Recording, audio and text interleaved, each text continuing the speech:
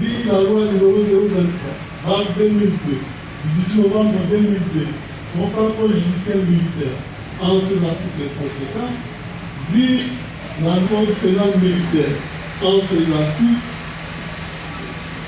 articles conséquents, vit le code pénal ordinaire, livre 2e, en ses articles 156 et 158, vit le code civil congolais, livre 3e, en son article 258, vit le code pénal congolais ordinaire, livre 1er, en ses articles 18 et 19. À la question de savoir si les prévenus cités sont coupables des faits infractionnels mis à leur charge, à la majorité des voix des membres par scrutin secret, le tribunal a répondu par non pour l'association de malfaiteurs, et c'est pour tous les prévenus. Par non pour vol à main armée, excepté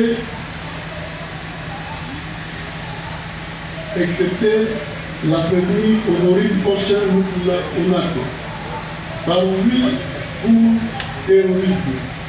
À la question de savoir s'il y a lieu de retenir en faveur de la prévenue les bénéfices des circonstances atténuantes, des causes de justification des cours subjectifs, des causes absolument possibles.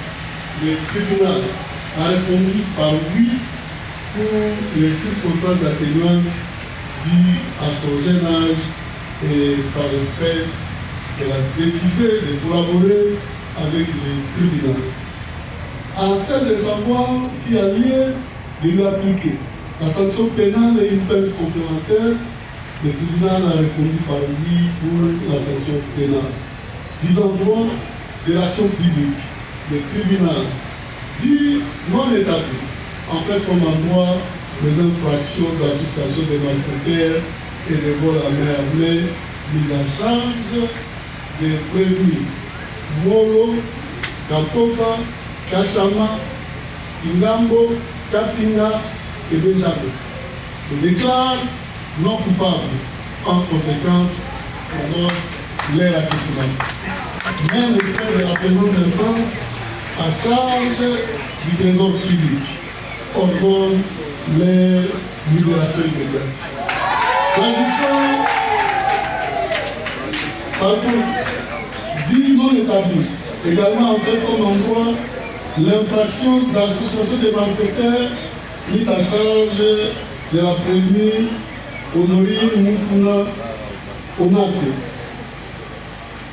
La déclare non coupable. En conséquence, prononce son acquittement. Dit par contre, établit en fait comme en droit les infractions de vol à main armée et de terrorisme mises à charge de la prévenue Honorine Pochère Mukuna Onate, la déclare coupable. En conséquence, la condamne à 10 ans de servitude pénale principale pour vol à main armée, à 10 ans de servitude pénale principale pour terrorisme, faisant application de l'article 7 du Code pénal militaire, prononce l'unique peine, la plus forte, celle de 10 ans de servitude pénale principale. 300 000 francs congolais de frais d'instance, 6 mois de contrainte par corps, à défaut du paiement dans les délais de 8 jours. Confirme ainsi sa détention. S'agissant